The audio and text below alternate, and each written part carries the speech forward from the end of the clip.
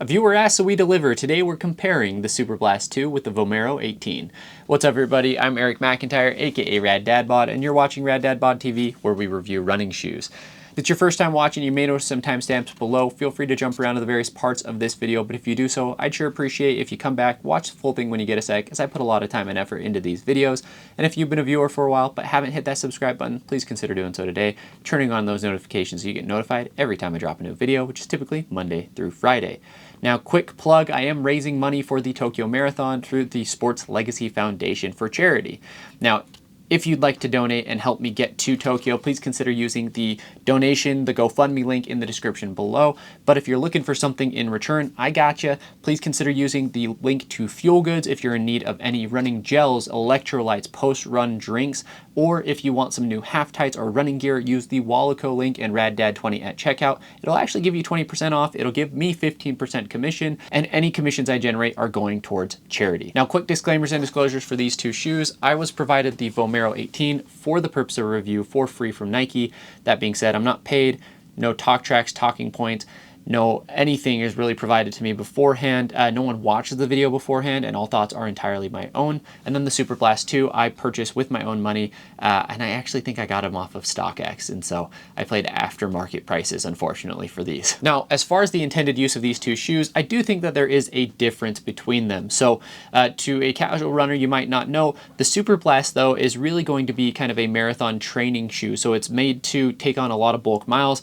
I would really call it a super trainer, but it's not plated. A lot of super trainers are plated, but it's meant to be a training companion to the Metaspeed series with the Asics lineup.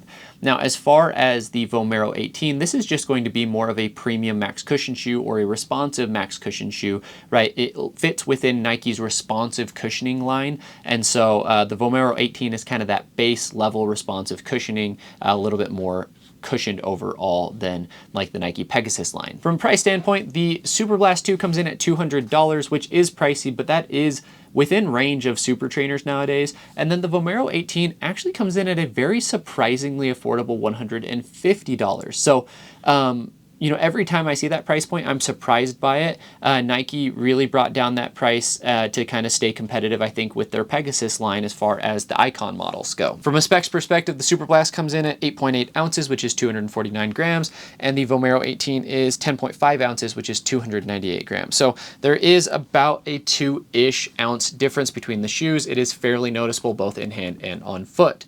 Then from a stack height standpoint, Superblast is 44 or 46 in the heel, 38 in the forefoot for an 8mm drop, and the Vomero is 44 in the heel, 34 in the forefoot for a 10mm drop. So pretty aggressive drop overall. 10 would be considered a high drop shoe. 8 is going to be on the higher end of mid drop. From a fit perspective, the Superblast, I would say, fits true to size lengthwise. I would not half size up or down. I would say that it fits mid to narrow in that midfoot area. I would say it has kind of a normal overall toe box and then a slightly narrow heel. So it's not, I wouldn't say it's actively narrow, but like it is a little bit snug overall. So if you're super wide footed, may not work for you. The Vomero 18 is actually surprisingly spacious for a Nike. Nike has a reputation for being pretty narrow. So I would say that, you know, toe box or lengthwise true to size, toe box is going to be a standard fitting toe box. Midfoot area, I would say, is like average, but you know, we'll talk about the tongue, but it does fit a little bit snug through the midfoot because of the tongue. And then the heel, I would say, is pretty standard overall. Now, from an upper perspective, the Vomero 18 has an engineered mesh upper. It is very, very plush overall, and the shoe is fairly warm overall. So you have some nice cushioning there in the heel. It's soft. They have kind of that nice, almost like felt feeling material kind of lining the shoe. And then you also have a very, very thick plush tongue there in the shoe as well. So I was talking about how I don't feel like the midfoot area is like super narrow. Having that big plush tongue though, as you cinch down the shoe, it does put a lot of pressure or, you know, wrap your foot quite a bit. So it does make it feel a lot less volume. The shoe as a whole is very, very comfortable up top. I will say that, you know, you don't get like lace pressure, but it is a lot. Like there is a lot going on when you cinch these down, and it's hard to really get a really, really nice fit in the shoe because of how big and kind of overwhelming the tongue is, and the shoe is going to be warm overall. Meanwhile, in the Superblast 2, you have an engineered mesh as well. I find it to be a lot more breathable. So you still, you know, you have some mid to light cushion there in the heel. The tongue itself is pretty thin, and the tongue itself is going to be gusseted, which is nice. But then this engineered mesh, it's kind of hard to see probably on camera, but you can actually, like, if you get close to the shoe, you can see through the mesh a little bit. And so it's gonna be a lot more breathable. And I think this is one of my favorite aspects of the Superblast, is just that even though it is, you know, super max cushion, super max height, the upper itself is kind of my favorite style of upper, where it is a daily training upper. It's a standard style upper, a classic style upper. So you're not gonna get kind of that plasticky race feel, which I don't always love.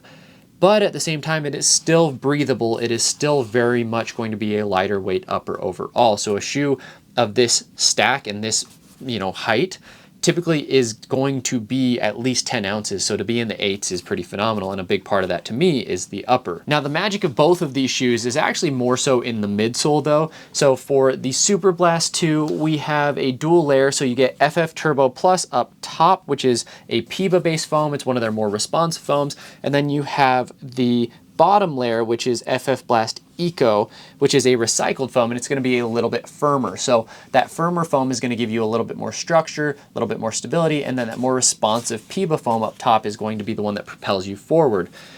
I would say, you know, that these shoes are fairly firm. They don't flex a ton, right? There's so much stack. They don't really flex a ton. And so because of that, some people have some beef with the shoe. They feel like it's overly firm. For me though, I don't mind the firmness because the responsiveness is really, really there. Like the pace versatility of the Superblast 2, I think really you could hit everything from easy up to marathon and faster. Like I would race a half marathon. Once we get into that 5K, 10K range, mile range, that's where this shoe is probably not quite as fast. You're not getting as much turnover, not as much snap or pop off the ground as you want for those paces. But you know, what I absolutely love about this shoe is it's versatile enough to use easy. It's versatile enough to go long run workouts, marathon workouts, right? Tempo runs, and it's really, really comfortable, right? It's not a daily trainer, but a lot of people use it as kind of a one shoe rotation because of how versatile it is overall. And it's super, super durable as well. A lot of people have taken these up to 1,000+ miles and say that they still feel really, really nice. So yes, the foam is firmer. It's not going to give a lot of give, but with that as well, I find that it's going to be fairly stable overall for the stack height. Usually when you get a shoe that this tall is this tall, it's not going to be very stable overall. But you know, with maybe a slightly narrower top or upper, it is maybe potentially going to be unstable for some, just depending on your foot strike. Now, moving over to the Vomero 18, what's interesting is only this top layer above this green kind of bubble is Zoom X. So that's Nike's premium race foam. That's going to be the PEBA base foam. The bottom here is going to be React X. So this entire, even though it says Zoom X there, this entire piece right here and below is going to be React X, which is going to be a slightly less responsive foam.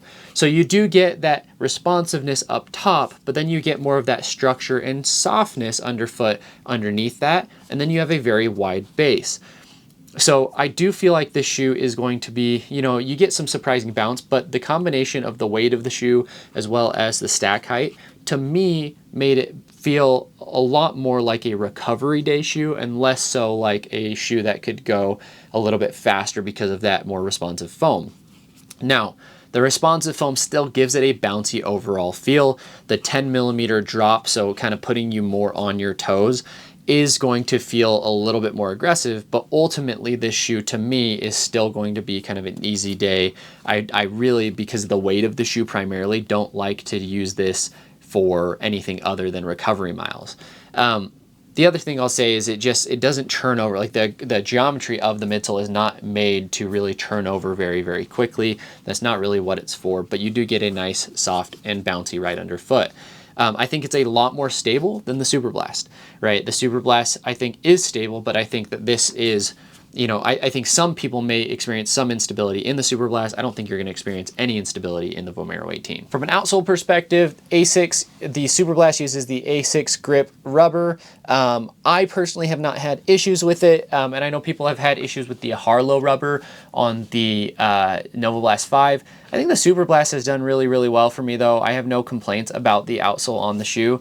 And then with Nike, they use the high abrasion rubber in a modular traction design. So, they have these different grooves in it to allow the shoe to flex a little bit more, right? I don't know if it was fully necessary, to be honest, because I think that the slab of foam underneath is so thick that you're not flexing the shoe a ton anyway, but it does give it a little bit less rigidity, where maybe without the grooves, they would have been really, really rigid. I find that the grip on both of these is really good. The kind of waffle pattern on the Vomero, I find really, really shines overall. So I have run in a little bit of mud and whatnot, and they've handled themselves really, really well. So I would think that the Nike Vomero 18 probably has a little bit better grip overall, but not by much. I think they both get the job done. Now, as far as my pick, it's not really a fair comparison. I'm not a huge fan of max cushion shoes. It's like, and when I say max cushion, I mean like recovery day, recovery oriented shoes. If you give me max cushion and a lot of responsiveness, like the Superblast, I tend to love it, actually. And so it's not the stack height itself, it's more of the intended use of the shoe. I also don't love when shoes are heavy, and recovery day shoes tend to be heavy.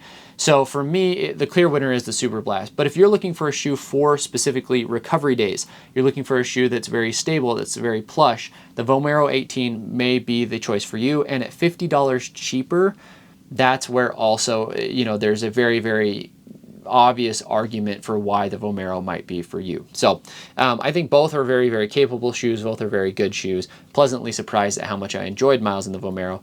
But at the end of the day, it's not a shoe that I consistently reach for, mainly because of the weight. So just some final thoughts. I think that the Vomero Plus, which I think either just came out or is coming out, is probably going to be a more reasonable comparison to the Superblast 2. And I think it comes in at $180. So again, a little bit closer. My understanding is it's supposed to be very similar to the Vomero 18 in terms of like it's their responsive cushioning line, but the entire midsole is going to be Zoom X, it's PIBA. So it's going to be just a better natural comparison to the Superblast 2. So when I do get that shoe, I do believe I'm getting a pair, I'll make sure to create a comparison video, both between the Vomero 18 and the Vomero Plus, as well as the Superblast 2 and Vomero Plus. So stay tuned for those. Speaking of, if you have any shoes or comparisons that you'd like to see, please let me know in the comments what comparisons you want. And if I have the shoes, I have to have the shoes obviously to do the comparison, to do the reviews, but if I have it, I'd be happy to film a review or comparison for you. In fact, that's why I did this comparison, because people asked. So if you watched this far though, I really do appreciate you. I put a lot of time and effort into these, and it makes me happy when people enjoy them, when it sparks conversation. So let me know in the comments what you enjoyed. Let me know in the comments what other comparisons you want to see. Let me know what I could be doing better, right, to make these more educational, more interesting, more fun for each and every one of you. Again, if you'd like to help me get to Tokyo, want to donate through the GoFundMe, use the link in the description below. And lastly, I'm going to leave you with a question, which is, do you use max cushion recovery day shoes in your rotation, or what does your rotation look like? Let me know in the comments below. Thanks, everybody.